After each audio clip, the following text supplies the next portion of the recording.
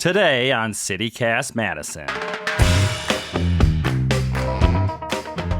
The producers of Cast Madison are rounding up the news this Friday. We're talking about a Madison Alder who's been targeted with homophobic graffiti outside his downtown home. Also, Governor Tony Evers is putting meningitis on notice, but some Republican lawmakers want to block a new rule that would mandate vaccines for 7th graders. And should TikTok be banned? Wisconsin politicians on both sides of the aisle are saying, yup. It's Friday, March 10th. I'm Dylan Brogan, and here's what Madison's talking about.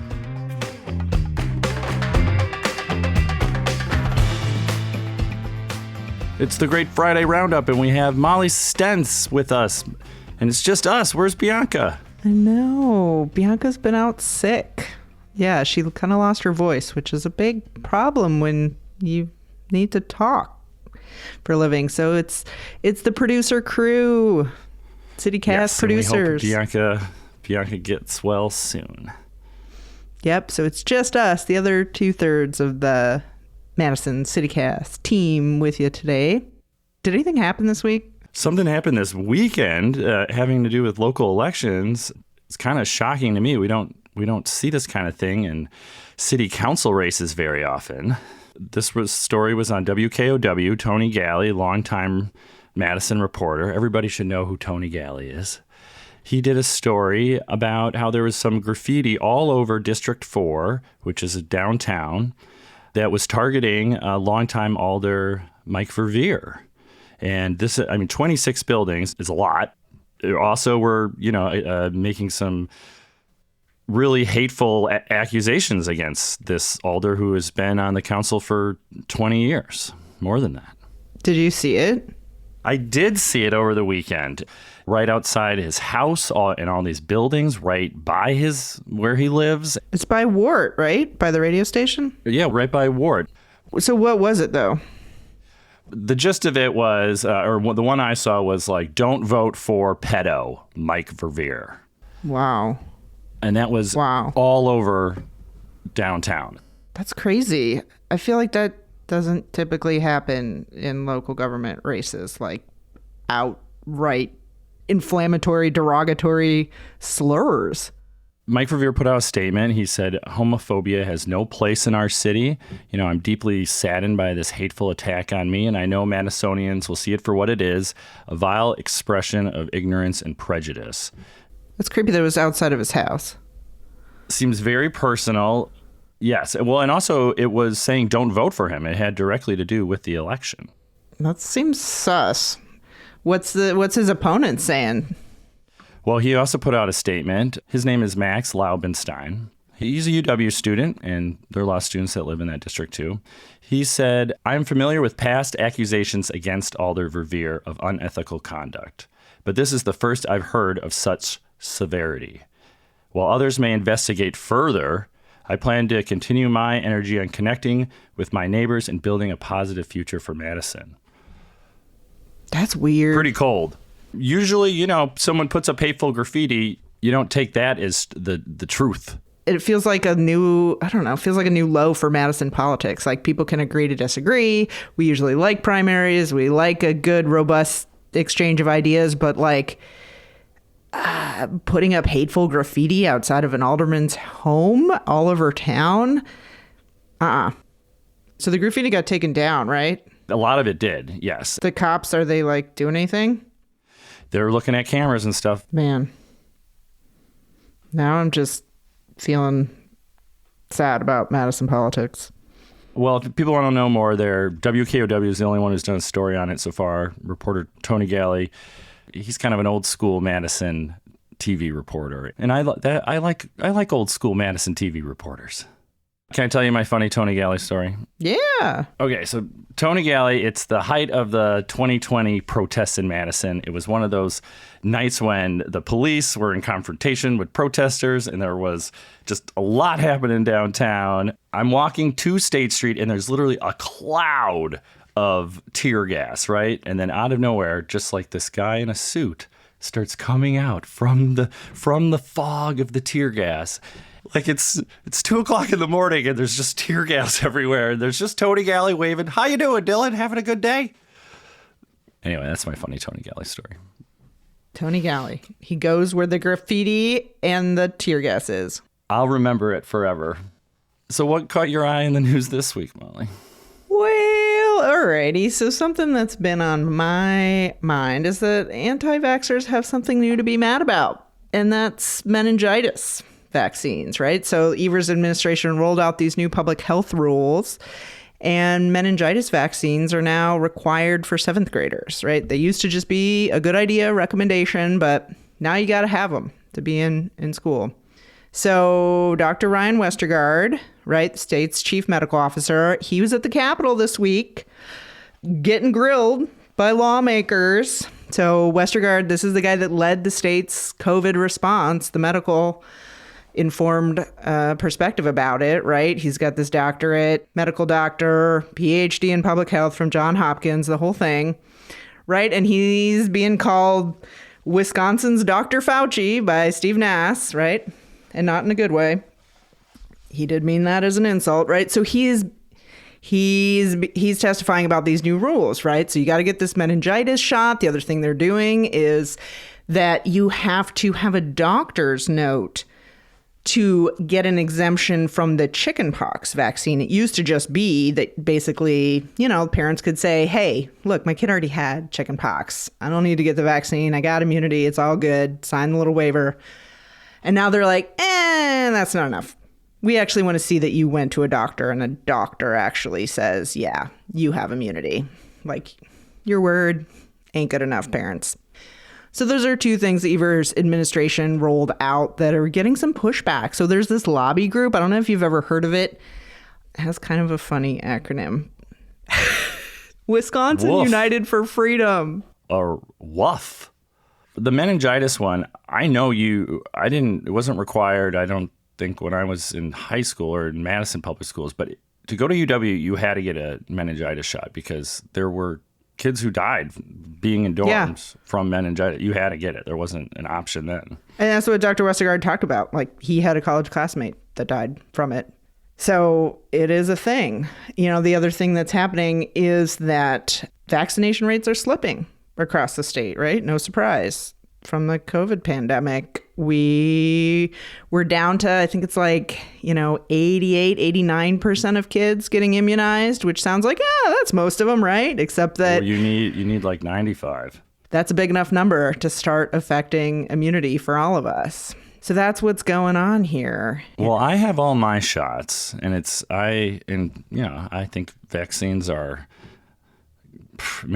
changed the course of medical history for the better, right? I mean, polio's gone. This is an interesting thing. So I was talking about it with some people, and they're like, the problem is people don't remember polio anymore.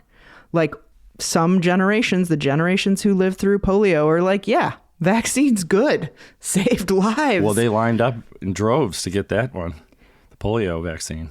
And maybe, are we too much a victim of our own success? Like, are vaccines so successful that as a society we take them for granted? Well, just a little devil's advocate here. I mean, I understand that the government forcing you to inject something into your body, I could see why people wouldn't like that. But I also think that we do live in a society, and if you choose not to do this, then there are consequences. Well, but here's the thing. We still have these waivers, right? Like, it is the case that you can opt out of immunizations. Like, you can get your kid out by this personal conviction waiver, right? Like, you can file a form with the state that says, I'm opting out for whatever reason, right? So there's kind of still this escape hatch, right? But there's still pushback happening. There's this whole lobby group that's trying to roll back these rules even when there is an exemption.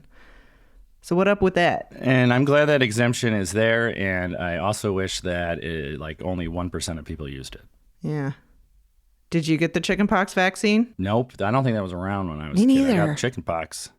My mom was definitely one of those who was like, oh, hey, somebody's got chickenpox. Great. Go over and hang out with them. Let's have a party. Let's get all the kids together and get them immune. So, yeah. In such partisan political times, though, this does feel like a far left and a far right thing. Somehow loop right back around and form this new anti-vax coalition. I wonder if it's a long-term effect of COVID being so political, right? Yeah. It's like there was always a little bit of an anti-vax movement, right? But it just didn't feel politically large enough to really affect changes, other than, of course, the exemption. But now, as a result of the COVID pandemic, there is this small minority of people, but very vocal and active. And now they're moving on. They're moving on. You know, COVID feels like it's winding down. They're closing the clinics. And yet these people are just picking a new target. Maybe we'll try to find our way back to not being so polarized, but maybe not. Man, I always bring things down. I'm sorry. Molly, I like that you bring up important things. No, that is a disturbing trend. Let's take a quick break and hear from Bianca.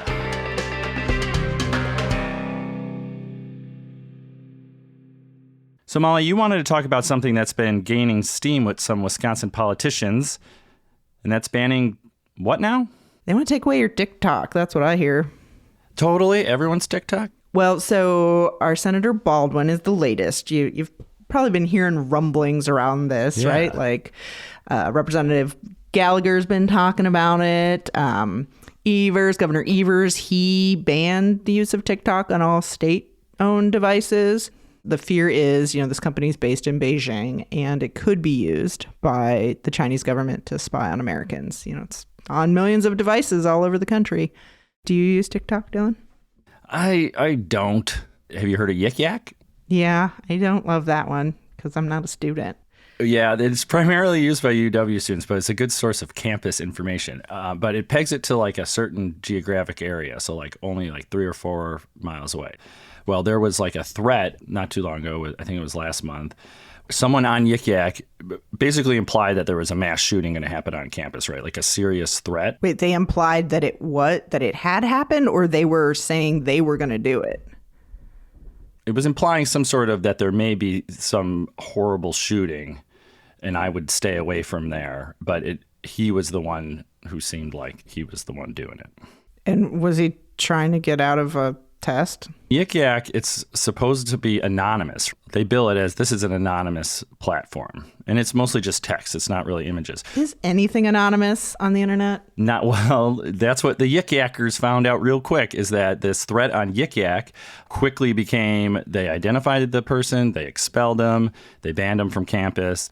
But there was an interesting debate on Yik Yak about how the UW Police Department is probably monitoring everything that goes on Yik Yak. Of course they are. And that's what a lot of students were saying when they're like, let's make UW read all our silly messages, but you can't make a threat on this platform and expect to just get away with it. Didn't we learn from Snowden that like governments can use social media companies to spy on Americans, right? Like we are doing this to ourselves. So we want to be able to spy on us, and we want to be able to spy on everybody else, but we don't want nobody spying on us. Well, I don't want the Chinese government spying on us or the American government spying on us. But why single out TikTok? It does seem interesting that they're just targeting TikTok. It seems like maybe we need to have some sort of sensible regulation of all social media so it doesn't spread misinformation or rot all our kids' brains out. Oh, man. So I read this this is what a nerd I am. Are you ready? You already know what a nerd I am. I don't have to tell you. But I read this really interesting journal article that was about misinformation this week, and this reminded me of it. And this guy who's a psychology professor, and he studied misinformation, and he studied, could you, in fact, incentivize people to spot and identify misinformation by paying them, right? So he paid them like $1, right, to like spot misinformation. Turns out, yes, with financial incentives, remarkably, people can actually identify misinformation in pretty equal numbers, regardless of your political affiliation. But I can also see on TikTok something like misinformation about vaccines, like we mentioned earlier, how that could get out of hand real quick. Yeah. Boom. Oh. Boom. All right. Hey, I wrote a cover story for Christmas this week about the mayor's race. Did you read it yet, Molly? It's a good story. Speaking of going viral.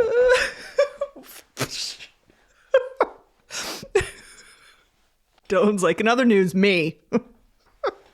It's not really about me. It's about the mayor's race. Hey, yeah, so Isthmus is out, and you've got a story in it. It's about the mayoral race, which fans of the pod hopefully heard our interviews. Bianca talked to Mayor Sacha and Gloria Reyes, her opponent. And so you went to the debate that was held, and you're kind of bringing us up to date on the latest. I just went through the issues and kind of where the campaigns stand, and we still have a month left, and anything can happen. I think it does kind of give a good lay of the land. Yeah, and it'll be out all month, so folks have plenty of time to get caught up. It was a hard race to write about. Why?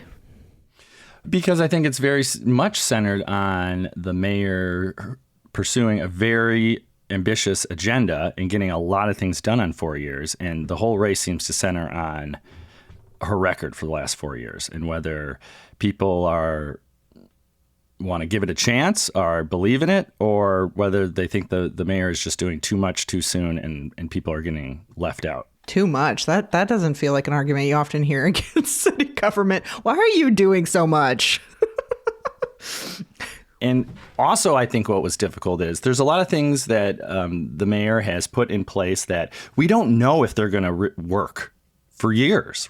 Can we petition to call the BRT the BART? Just like to beef with San Francisco. I don't know. See, I like BRT. I think it should stand for be right there. Look at you. Look at you. Yeah, I've been thinking about this. It could be Brat. Brat? That kind of makes sense. The Brat. Bus rapid and transit. Do brats get you anywhere in a hurry? I don't know. Hey, I gotta go catch the brat. That should be the next city name. You know me, and I am all about the city naming contest. I thought that snowplow naming contest, chef's kiss. That was so fun. So yeah, maybe we should have a naming system for our little fast buses. So I don't just have to call them little fast buses anymore.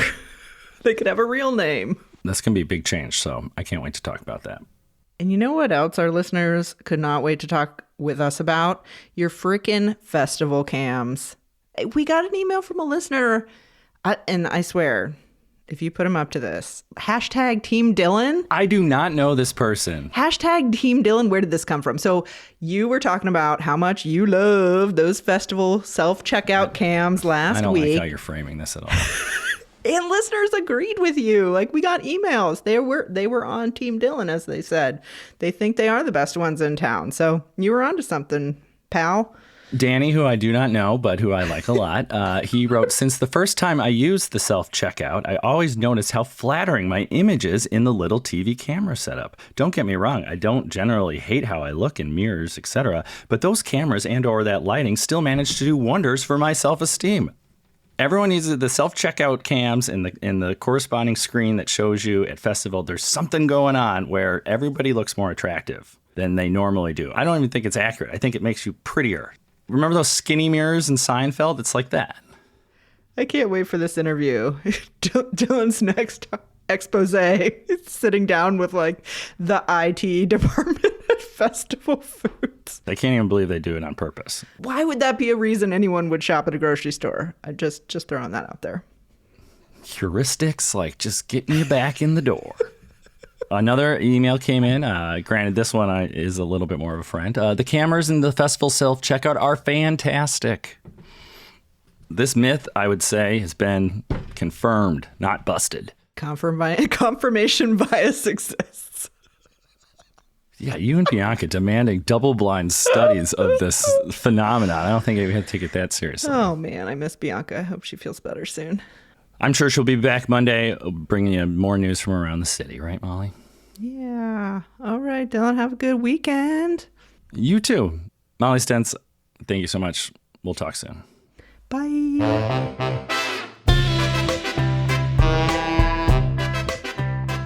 That's all for today here on Cast Madison. We're produced by Molly Stentz and me, Dylan Brogan. Bianca Martin is our host. Music is by Carl Christensen. If you enjoyed the show, why not tell someone with all their shots about us? You can also get more news delivered right to your inbox from our friends at Madison Minutes. We'll be back Monday morning with more news from around the city. Hashtag Team Dylan.